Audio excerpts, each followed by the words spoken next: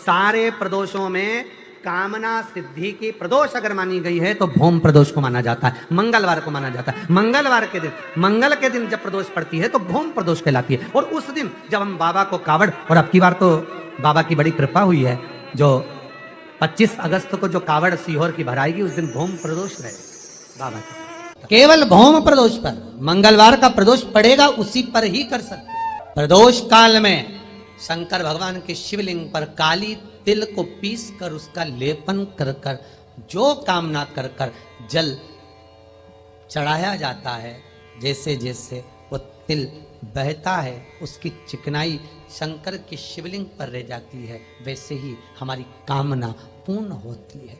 काली तिल को पीस कर गलाना, पीसना, उसका उपटन तैयार कर कर कामना कर कर उसमें थोड़ा चंदन मिलाकर भगवान शंकर के शिवलिंग पर उसका लेपन कर। सोमवार का पड़ जाए, बुधवार का पड़ जाए, उस प्रदोष पर नहीं हो सकता, केवल भौम प्रदोष पर। मंगलवार का दिन हो, डॉक्टर ने भी कह दिया हो कि इसको 20 साल तक औलाद नहीं हुई, 25 साल तक नहीं हुई, 30 साल तक नहीं हुई, 18 साल तक भी इसको औलाद नहीं हुई, 30 साल हो गए औलाद नहीं हुई, और सब तरह से जब हार जाओ, भौम प्रदोष के दिन, प्रदोष काल में शिव जी के मंदिर में शंकर के शिवलिंग पर 3 जगह पर कनेर का पुष्प समर्पित करना प्रारंभ करें। पहला अशोक सुंदरी की जगह पर, दूसरा जहां शिवलिंग रखा हुआ है उस जलाधारी पर, कटी पर, और तीसरा शंकर भगवान के शिवलिंग पर पुष्प कनेर का रखना प्रारंभ कर दो। उसमें से अशोक सुंदरी वाले पुष्प को घर लेकर आना प्रारंभ कर दो। भौम प्रदोष के दिन 4 से 5 भौम प्रदोष करोगे और एक दिन मेरा बाबा तुम्हारा गर्भ ठहरा देगा और बाबा की कृपा से तुम्हारे घर में संतान।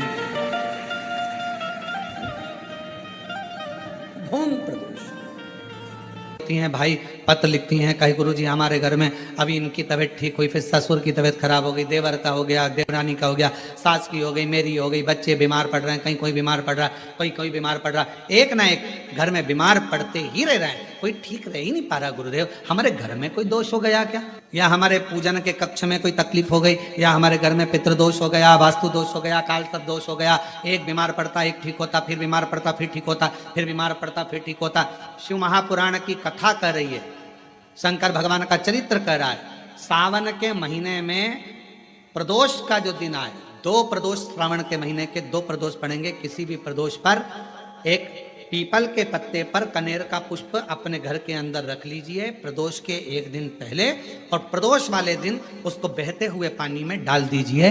जिंदगी में जो तुम्हारे यहाँ तकलीफ चल रही है, एक उठ रहा है, एक बैठ रहा है, एक बीमार पड़ रहा है, एक ठीक हो रहा है, फिर बीमार पड़ रहा है, फिर ठीक हो रहा है, ये ठीक हुआ, फिर इसको हो गया, फिर इसको कुछ हो गया, फिर किसी को कुछ हो गया, अर्थात शिव का नाम ले। और फिर ही ध्यान देना, इस क्रम को करने के लिए आपको तुम रुकेश्वर महादेव का नाम लेना पड़ेगा। कौन से महादेव का नाम बोलना है? तुम रुकेश्वर महादेव, जिन्होंने भगवान शंकर की अविरल भक्ति को धारण कर। मंगलवार की प्रदोष पड़ती है तो शिव काशी में निवास करते हैं। मंगलवार की प्रदोष रोग से मुक्ति देते हैं। गुरुजी लड़के को मंगल है, क्या करा जाए? कुछ मत करो। प्रदोष के व्रतों में वर्णन किया गया है कि रवि का प्रदोष, भौम का प्रदोष, मंगल का प्रदोष, बुध का प्रदोष, गुरु का प्रदोष, शुक्र का प्रदोष, शनि का प्रदोष। जो प्रदोष पड़ते हैं पूरे महीनों में, पूरे वर्ष में, मंगल का प्रदोष निकाल कर रख लो कि मंगल का प्रदोष इस दिन पड़ रहा है, मंगल की त्रयोदशी तिथि पड़ रही है, प्रदोष व्रत मंगलवार का पड़ रहा है। और जिन लड़का लड़की को मंगल होते हैं, जिन कन्या और वर को मंगल होते हैं, केवल शंकर भगवान के मंदिर में जाकर चौमुखी दिया, 4 बत्ती का दिया आटे का, उसमें घी डालकर लड़की शंकर भगवान के मंदिर में मात्र 7 बार शंकर पे से उतार कर 3 बार स्वतः उतार कर शिव के मंदिर में रख देती है, उसका मंगल आड़े आता ही नहीं है। और वो लड़की का विवाह मात्र 3 महीने के अंदर लड़के लड़की का विवाह पक्का हो जाता। मंगल नहीं आता सामने, मंगल प्रदोष व्रत का इतना महत्व है महाराज। ये प्रदोष व्रत होता क्या है? प्रदोष व्रत का महत्व क्या है?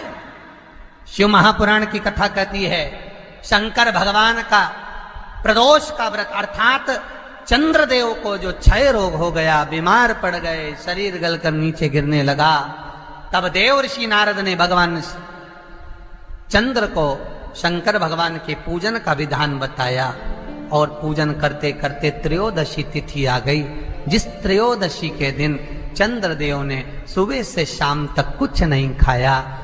शाम के समय सूर्य अस्त के पहले चंद्रदेव ने स्नान किया, श्वेत वस्त्र धारण करे और श्वेत वस्त्र धारण कर कर चंद्रदेव शंकर के शिवलिंग की पूजन करने बैठ गए।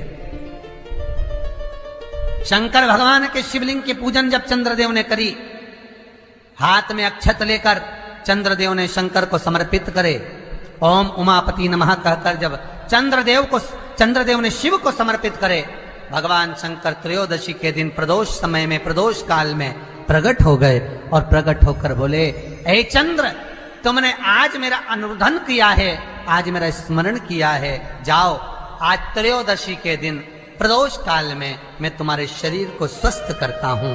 तब से ये प्रदोष व्रत प्रारंभ हुआ है महाराज।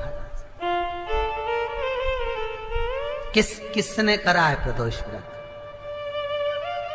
भगवान विष्णु ने करा था।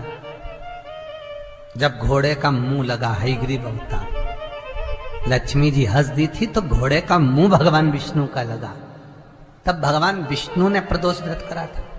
प्रदोष व्रत 11, 26 एक प्रदोष का महत्व, एक एक प्रदोष शंकर भगवान का मिलन बिंदु है प्रदोष। कनेर का पुष्प शिव का चढ़ा हुआ, शंकर का चढ़ा हुआ कनेर का, कनेर देखा है ना आप लोगों ने, पीला कलर का जो कनेर का फूल होता है, पीला कलर का, शिव पर चढ़ा हुआ कनेर का पुष्प। यदि प्रदोष के दिन भगवान शंकर पर चढ़े हुए उस कनेर के पुष्प को अपने कर्ण पर, अपने कान के ऊपर धारण कर लिया जाता है, तो व्यक्ति के जीवन में जो बड़ी बीमारी आने वाली होती है वो तुरंत समाप्ति की ओर चली जाती है। शिव पर समर्पित करा हुआ कनेर का पुष्प कर्णों में कुछ देर के लिए जब धारण किया जाता है, कुछ देर के हमारे जीवन के सारे रोगों को, बीमारियों को ये हर लेता है। कुछ क्षण शिव का चढ़ा हुआ कनेर पुष्प हमारे रोग को, बीमारी को, तकलीफों को समाप्त कर देते हैं। पर बहुत देर तक, 2 घंटा 4 घंटा तक नहीं, कुछ क्षण के लिए उसको लगाया जाता है। किसी व्यक्ति ने अपनी जिंदगी में एक नियम बना लिया कि मुझे प्रदोष